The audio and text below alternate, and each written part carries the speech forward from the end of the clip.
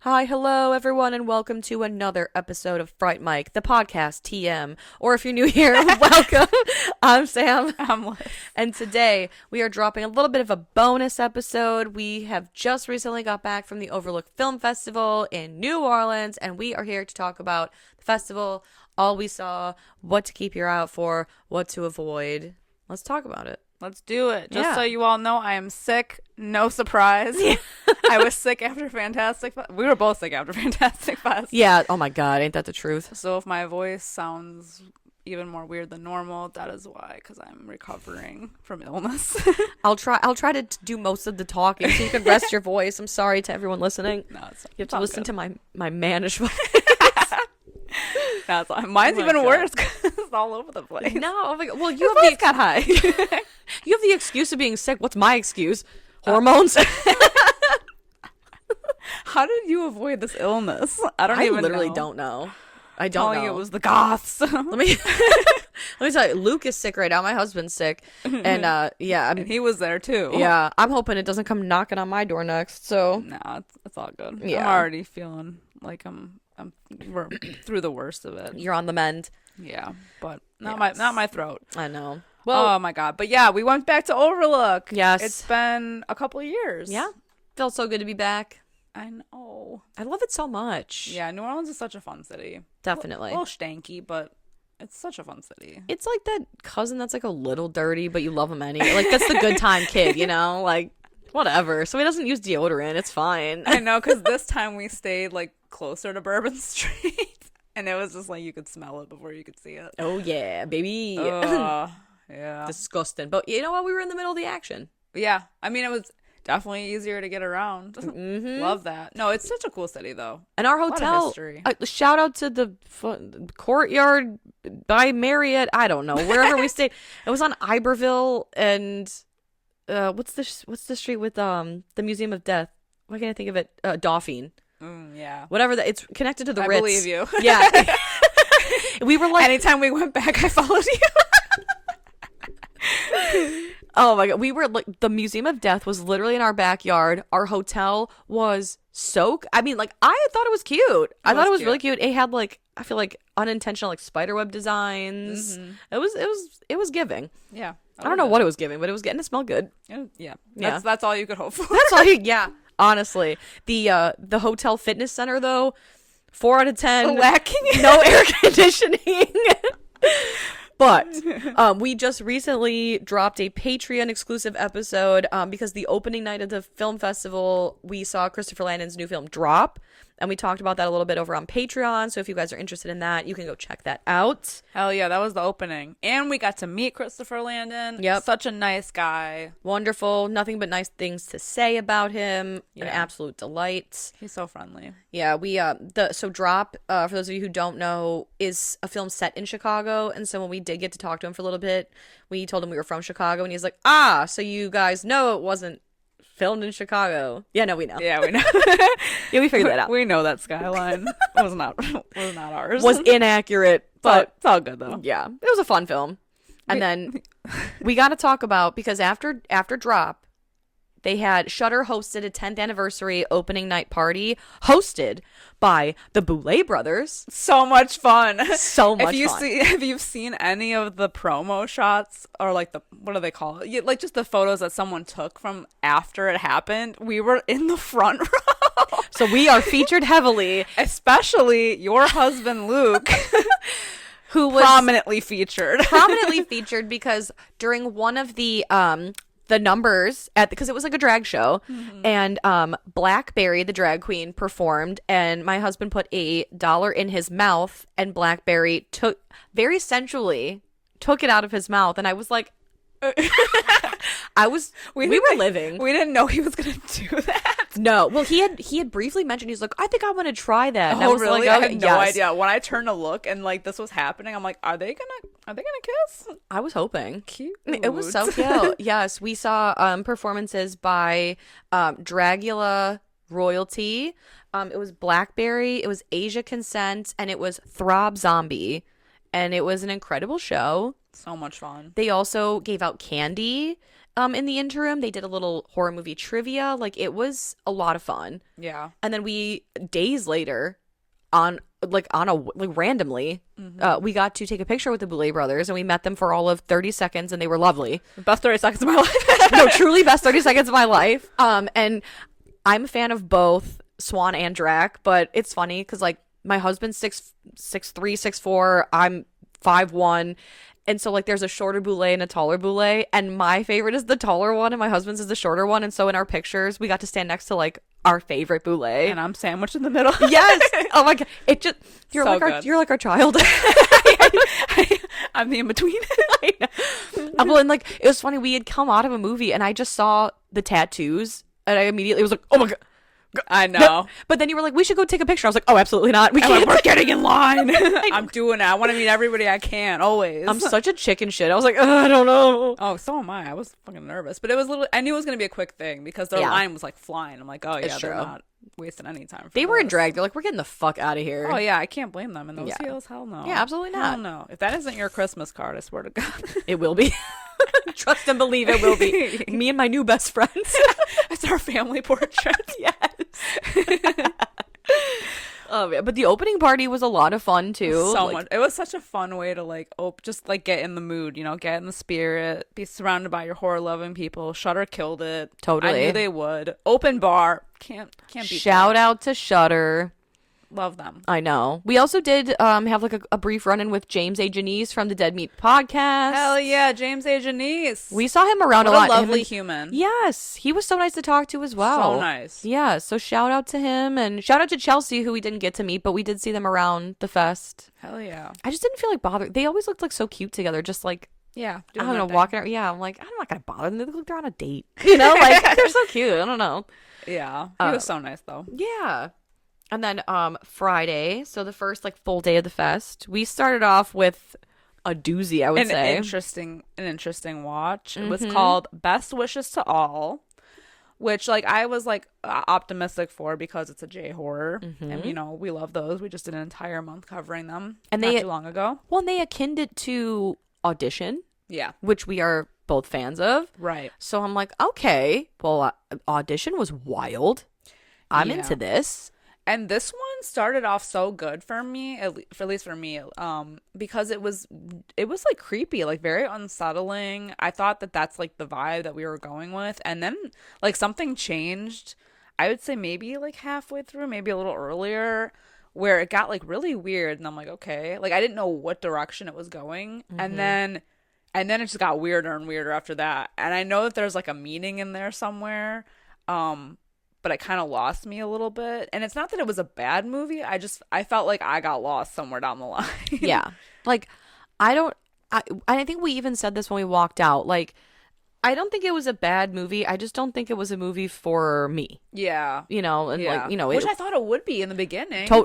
First 25%. Yes. I was in it, man. Especially like the opening, like the first 10 minutes with like the door shot, you know, when she's like a kid.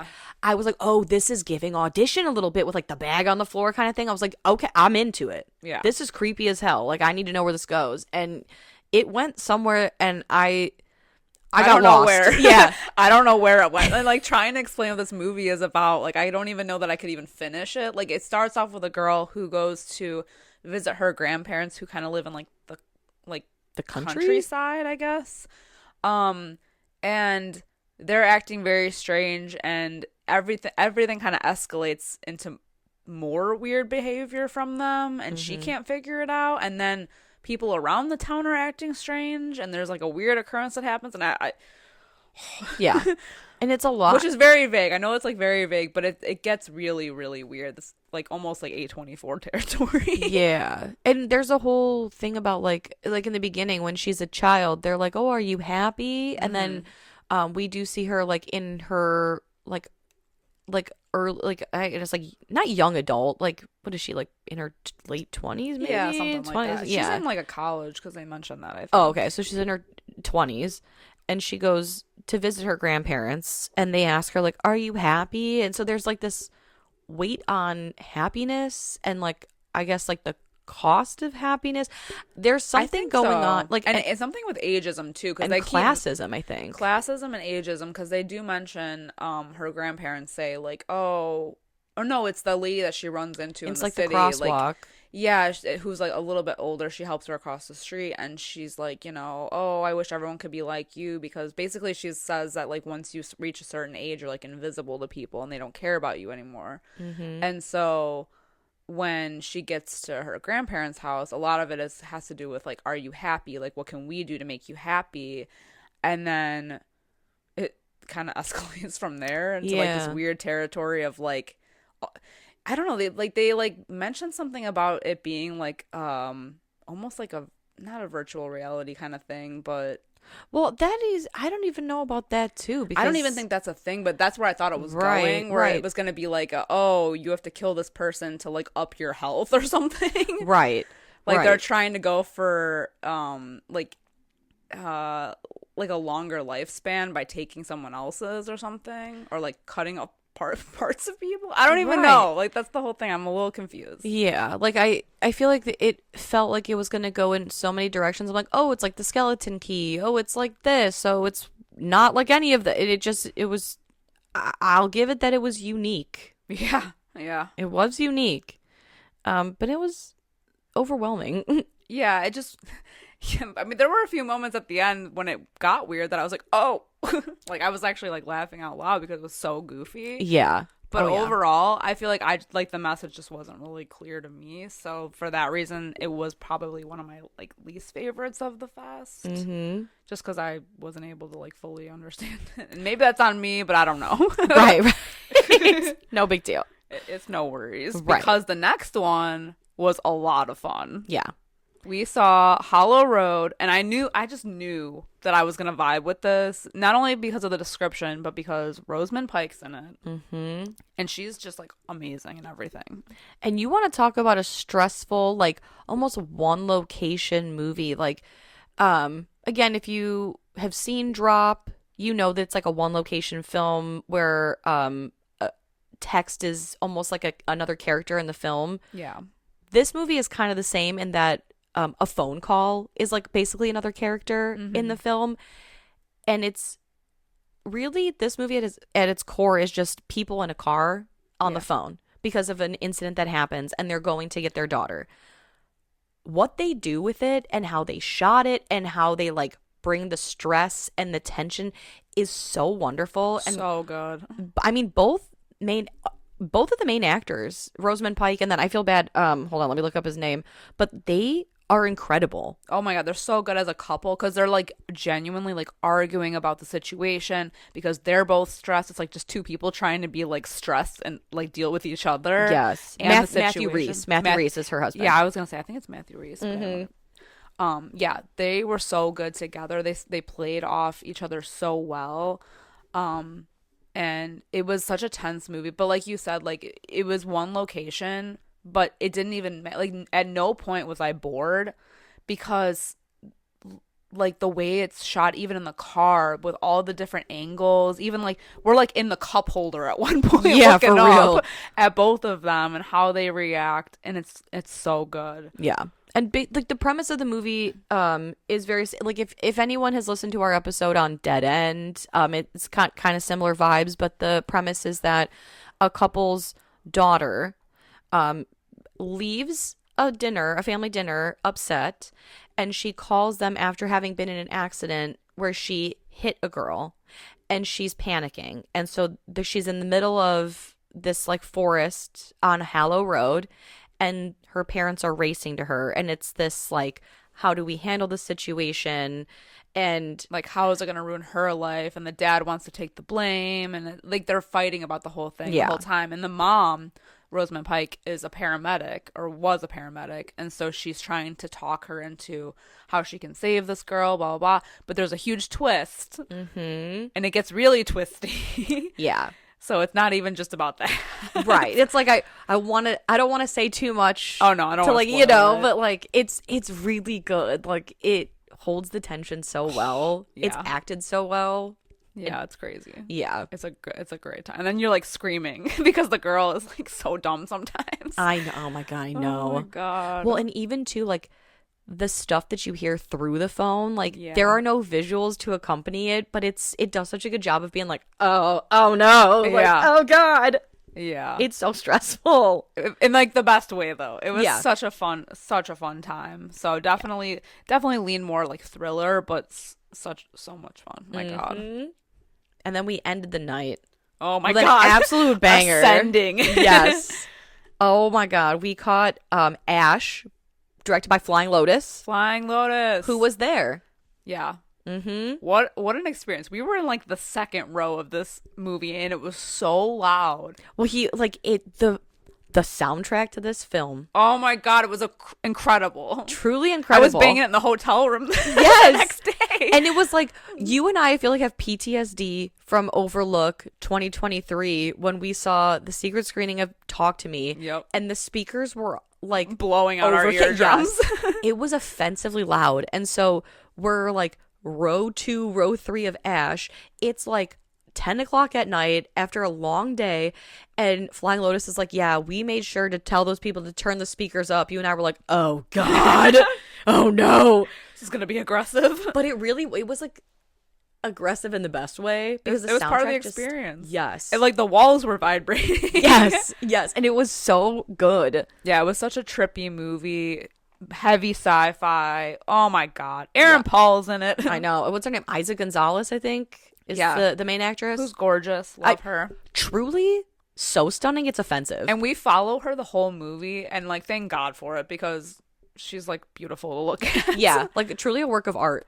And everyone is so good in this movie, but like her especially because for so long we're just following her because what it is like her and her team they fly to this planet to like mine something and suddenly something happens and she wakes up and all of her crew is dead and she's trying to figure out what happened and then she's visited by someone else, Aaron Paul. So she's trying to figure out what his deal is, like, because she doesn't remember anything. So she's like, is he like cool or is he, whatever, and the enemy? So we're following her most of the time. And it's like really kind of trippy too because she keeps getting these flashes of memory of what happened. And so it's the mystery too of like, do these memories betray her? Is this what really happened? Because a lot of them seem like hallucinations because there's like body horror involved in that where like people are like mangled or twisted or like exploding. Yeah. But the scenery on this planet is like gorgeous because she's able to go out onto the planet for like a short amount of time because there is oxygen, but there's just not a lot of it. And like the sky, everything is like neon or like just bright colors. Yeah. It's like Mandy. Exactly. It's exactly like Mandy. Yeah. It's really cool. Like the soundtrack is great. Synthy. The visuals are like it's a visually stunning movie. Yeah, so when this comes out in theaters, definitely go see it in the theaters. See it in the biggest screen possible, actually. I would say this was probably my favorite film I saw for the whole festival. If not my favorite, it was in my top 2. Oh yeah, for sure. Yeah, but I gotta say this is probably my favorite. Yeah. It was really good. And I'm so happy. As soon as I saw that it was on the schedule, I was like, oh, we need to go. Because I love sci-fi anyway. So I'm like, oh, we're going. Sci-fi horror? Oh, Yeah. we're in it. Space horror? Come on, let's go. And it looked trippy as fuck. And it was. So I'm so happy that we both loved it. So, and everybody in our group loved it as well. So Yeah. highly, highly recommend that one. Oh, I feel like we went to bed vibrating with how excited we were. Oh yeah, I was blasting the soundtrack the next day. Yes. It was a moment.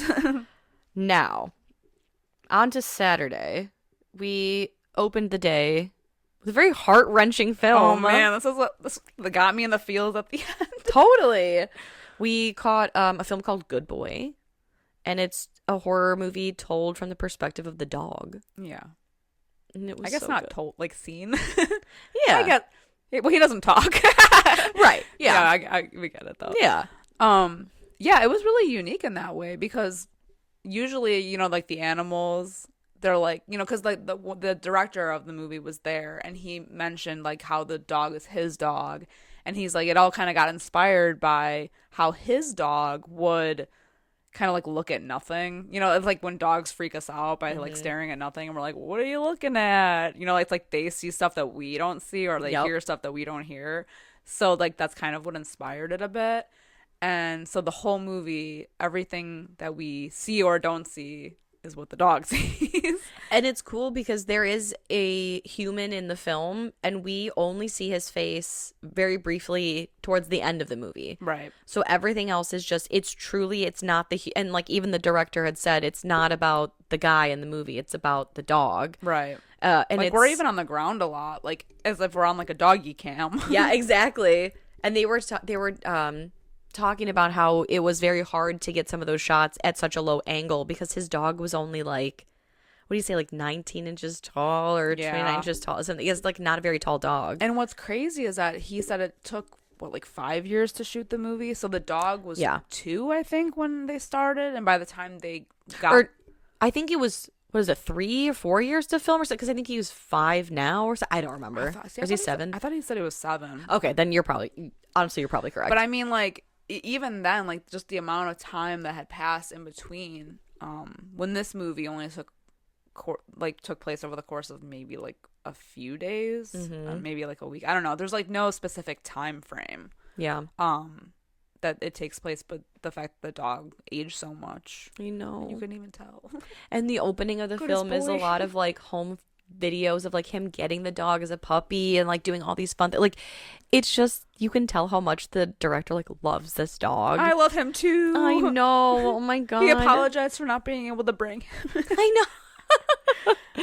The dog is so cute. And for anyone who ends up seeing Good Boy and feels stressed out about the things that this dog goes through, the director himself said that the dog had no idea it was in a horror movie. There are certain scenes that seem stressful and he was like, oh yeah, no, the dog loved it. Like he was all about it. Lots of treats. Yeah. So like there are things that were like sped up or slowed down for dramatic effect, but he's like, yeah, my dog never knew what was going on. And like shots that we thought were going to be hard to get were really easy. Shots we thought were easy were going to be really hard. So and I think somebody did ask, like, is it harder to work with kids or animals? And he was like, honestly, probably both. Like, yeah. They're both unpredictable. Yeah, because the whole movie is about a man who is like sick. And so he tries to get away from life by staying in his old grandfather's old house. And he brings his dog with him. And there's like an entity within the house. And only the dog really sees. And then it gets a little crazy at the end. And then I get sad. I know. But, I mean, I will tell you this. Because the movie is told through the perspective of the dog. I feel like you can infer that the dog is safe. Since he is our narration, I suppose. Oh, yeah. But you never know. But you never know. It's still a fucking tearjerker. I mean, there's trigger warnings for a reason. Yeah. No, this was a really good movie, but it just, man, way to start the day. I was like, oh, I know. It was good. I really liked it. Just the goodest boy, though. I know. So freaking cute. So Sam sat out for this next movie, but I saw it with her husband and one of our other friends, and I'm so glad I did because this was another one that was in like my top 3 for sure. And it was Redo Redo or Redux Redux. I've heard both. The director said Redo Redo, so I'm gonna go with that. Yep, sounds good.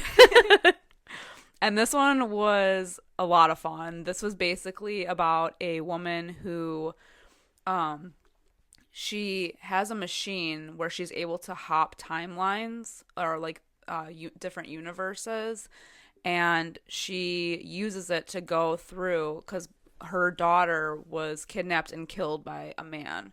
And so she uses the machine to go through all these other timelines that are like parallel to hers where her daughter is still alive. But through this, she goes back every time to kill this guy because he's like a serial kidnapper killer. So she gets kind of like addicted to making sure that in all of these universes, this guy dies in very horrible graphic ways. Love. And then something happens where she ends up kind of taking someone with her to do the same things. like one of his other victims. But it was really interesting and really fun.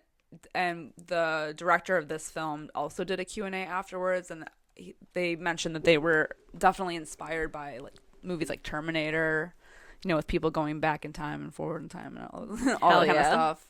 And to me, it kind of reminded me a lot of Triangle, which is a movie that we've covered before, with the whole like loop kind of thing happening.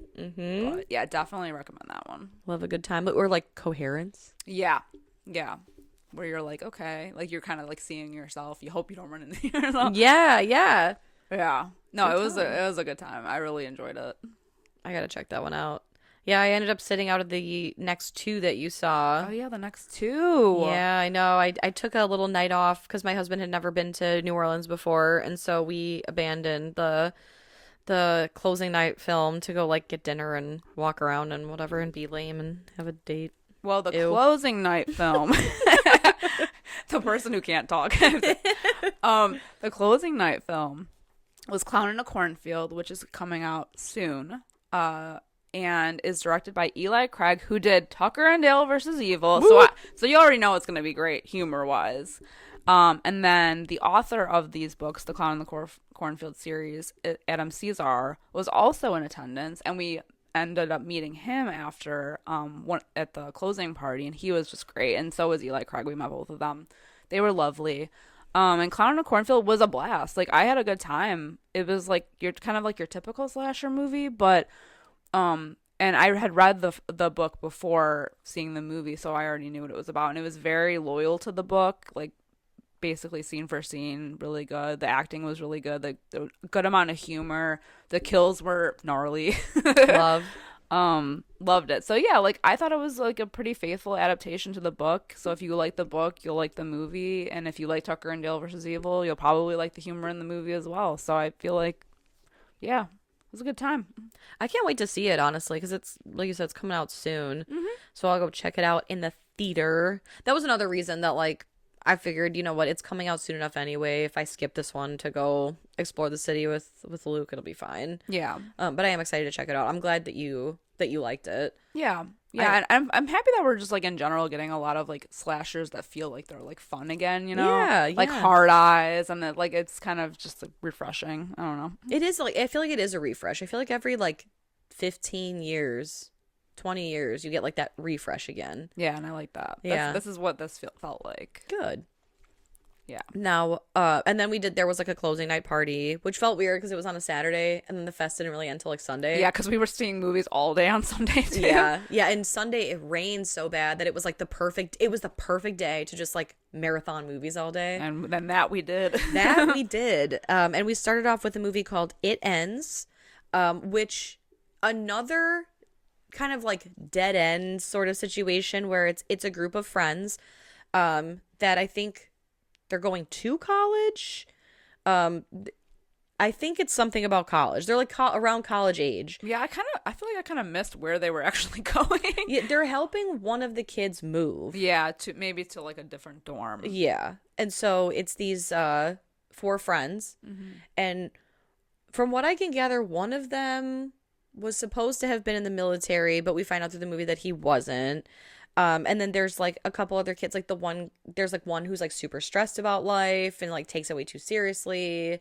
There's 2 that are kind of like less serious about things.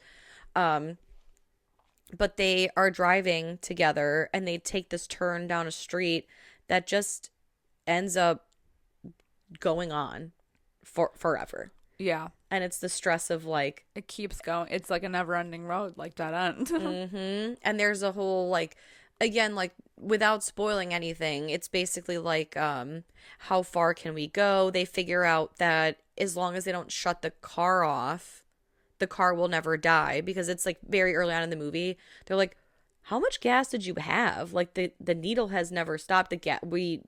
I don't think we should shut off the car. Yeah. Kind of thing. So it's like trying to figure out, are we dead? Did we do something? Is this a time loop? What is this? Because there's other people on this road too, but when they do stop, because it's like they think they're lost at some point because it just keeps going straight, and they're like, we should have been there by now. And when they stop, they realize like there's people out in the woods that like attack them almost because they're all frantic and there's like just crowds of people, so they can't stop because every time they stop, these people come out of the woods. Yeah. So I feel like it's if you like movies kind of like that where you're existential dread. It is a very existential dread heavy movie. Yeah. And it was very good. It was very good. Yeah. But it was just like another one of those where you left and you're like, Jesus. But I was so like in it, man. Like, it, yeah. Because it kind of gets repetitive in a way because they're just driving. You're like, we're in the car with them the whole movie almost. And so we feel like what they feel, and like they're like bored and they're trying to think of ways to just like keep going on and keep going on, and like they, you know, they want to give up and everything, but they can't stop. It's like, but I was so like, I'm like, I need to know how this is gonna end. Like, I'm like in this movie. You're trying to figure out like how they're gonna figure it out. What is this thing? Like, it's you got to see it through to the end. And of course, when we're sitting in that movie is when I have to pee the most. And I'm like, the second I leave, something's gonna happen, so I can't do that. Oh my god, no, stressful. Yeah, it was stressful, and it was my personal nightmare, I think. Oh yeah. But I really enjoyed it, especially if we got stuck in a car forever with some of our friends. Oh yeah, I'd be like, let me out here. To be honest, yeah, I'm not even gonna get on the road. Yeah. Hell no. Yeah, after like 24 hours in a car, I'd be like, you know what? I think I'm good here. Actually, yeah, exactly. I'll get out. Yeah, I'll walk. Oh my god, I'll meet you there. And then we caught a movie called Life Hack right after, which was so fun. We ended so much fun. We ended up meeting the was it the director, right? Yeah, and his wife. They were so lovely. Yes, like the nicest people. And this was a movie similar to the style of like Unfriended Dark Web kind of thing, where it's all what's that movie from Shudder, that came out during COVID? Host. Yeah, it was kind of like the style of Host as well, where it's all like our screen is the computer screen. Mm-hmm. But it's really good. It's about but more heisty, less horror. Yes. In fact, no horror. In fact, the only horror is that are you going to get caught, you know? Yeah, like I would say more like suspense, thriller, heisty type movie. It feels very like Ocean's 8, you know, like or oh my god, fucking National Treasure. We're going to steal the Declaration of Independence, you know. Like a bunch of hackers who like go too far this time. yes, because it's basically like, yeah, a bunch of hackers that have all met online, right? And there's a rich guy who's talking about Bitcoin, and they're like, what if we just like steal the Bitcoin? Yeah. And then it like, of because course nothing matters. right It's not real. And it's always like, once you get a little taste of something, then you take it like way too far, and it spirals out of control in such a delicious way that like by the end I was like, oh my god, you're exhausted by the end of it. Oh my god, but in like the best way, because you're just like so tense with them, because it's like there were so many times where they almost get caught doing this and this, and it's like, oh, I know, god, they find themselves in a sticky wicket multiple times. It was so good though, definitely in my top 3 for sure. Me too. So much fun. Like I was thinking, like if Ash wasn't my favorite, this was like, because this was just pure like good times. Yeah, you know, like I'm not even thinking about like logistically, it's just making sense, would that happen? Like I don't care, I'm in it. Yeah, I do not care. It was fantastic. Yeah, it was a really good time. So keep an eye out for Life Hack, because that's a lot of fun. Mm-hmm.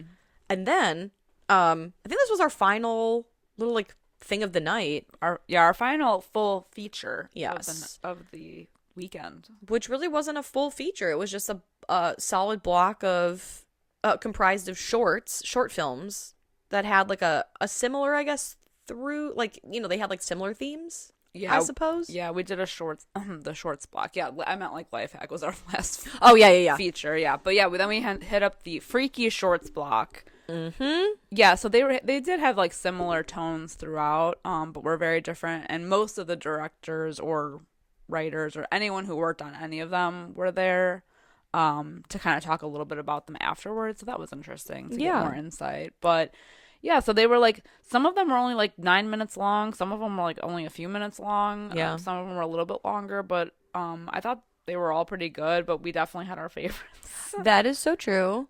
I feel like the standout for me, I don't know how you feel, but The Traveler and the Troll definitely the funniest. Yes, that one.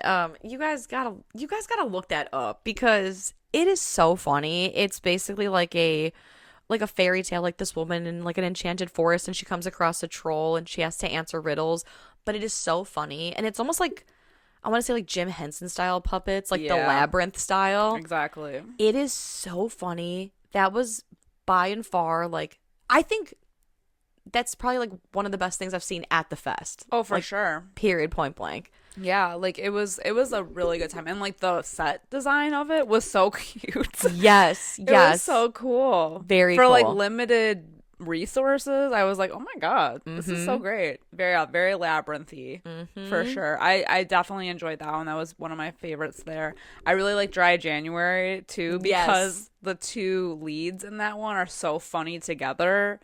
So that's definitely another one to check out. And both of those were like world premieres at the fest, so they hadn't been seen before. I really also enjoyed Easy Bake. Hell yeah. I knew we were going to vibe with Easy Bake. Yes. It's basically about this girl who she kind of suffers from like body image issues, and she eats like a ball of clay, and she wakes up one day and realizes that she now can mold herself, like she is made of clay. And it's just like how far, like it was so good. Yeah. It was so good. And we all have a friend like that. She has a friend in the movie who just like is such a twat. Well, you're right. Yeah. And you're like, okay, bitch. But also like the set design for that one was really cool because everything was like pastels. Yes. And like beautiful. It looked like Barbie. It was so, yes, like Polly Pocket. Yeah, exactly. Very cute. Yeah, so they were all like everything that we saw was really like good and creative. But those were like the standout ones I think for us. I feel like the one Arson was cool too. Yes. And Boy Band felt very like Black Mirror. Yes. You know? Yeah. Hell yeah. Yeah, they were all good. Yeah. Exactly. And that's what I loved about that cuz like as soon as I saw there were a bunch of shorts I wanted to see, but as soon as I saw that block I'm like this is going to be like one that we're definitely gonna vibe with the most. I think. Totally. Yeah, I forgot all about Arson. Yeah, Arson was good too. Yeah, so keep an eye out for those for sure. I really appreciate the film festivals because it's the same thing with like Fantastic Fest did the same thing where they had like a dedicated time block to like short films. Yeah, and I think Fantastic Fest even had like animated films as well. Yeah, which is really cool because a lot of times, like I know short films don't get any theatrical releases. Love. Yeah, they don't get a lot of love. So I'm happy that we caught that one at least. I know, because like you would have never really known about them unless you saw them out. I mean, and some of them don't get like heavy distribution anywhere. Right. So, and a lot of the directors of these shorts come from like other countries, and so it's even harder, I think, for them to find distribution here. So, I know. Yeah, no, I'm glad that they do have that like those blocks set out for people to give them a chance. Yeah, absolutely. And it's also like kind of refreshing because like after sitting in like multiple movies every day, it's nice to go into something where my brain can kind of shut off after every like 5 minutes and watch something new. It appeals to like the now I feel like formed short form content brain. Yeah, you know, the scrolling brain. But all of them were like unique ideas that I've never seen before, and so they were really cool. And a couple of them almost felt like they could be like longer movies for sure. You know, and that keeps happening a lot too. I mean, look at Lights Out, which we just covered. Yeah. So that came from a short. Absolutely. Short films are the way. Honestly, I think a lot of the time short films are creepier. They like The Smiling Man. Oh my God, I'm still haunted. Same. I'll never watch that again. The original Lights Out is creepy too. Totally. Because what you can do, there's another one too where it's like, Gah. I know, you know, there's so many. And then there's those people that are like really good at making shorts on TikTok. That creeped me out so bad. Oh my God. Are you thinking of like that one guy in particular where like, I don't know. Yeah, the guy who is like grainy looking. Yes. It looks like it's like a VHS tape. His shit, if I see his video, I will bookmark it so I can come back to it when the sun is out. Oh, and even then I'm like watching it through my fingers, you know, like fuck. Freaks me out so bad. I know. Sometimes short form content, like short, sweet, to the point, terrifying. Oh yeah, exactly. Like think about the teaser trailer for Long Legs even. Yeah. It was like disturbing and like you don't even see hardly anything. Yes, I think like the first trailer I ever saw for Long Legs was just like the slow zoom in shot of like the one family photo where it was like a guy on a phone like, that's not my daughter, and goosebumps. I had fucking goosebumps. I was like, I don't know what this is, but it creeped me the fuck out. I don't like it. I hate it. But yeah, I think that was everything that we saw at Overlook. That was everything. That was our experience. Yeah, we had such a great time though. We met so many cool people, and the parties were amazing. Yeah, the films were great. Let's hear it for the volunteers as well. Hell yeah. Love the volunteers. The sponsors, the volunteers. Honestly, the city of New Orleans in general. For just, vibe. Yeah. I didn't need a single beignet. Me either. Damn. Fuck a beignet. I love a beignet. I know you do. It's not the beignet's fault. It's my fault. I ate too many at once, and now I'm like, I can never eat one again.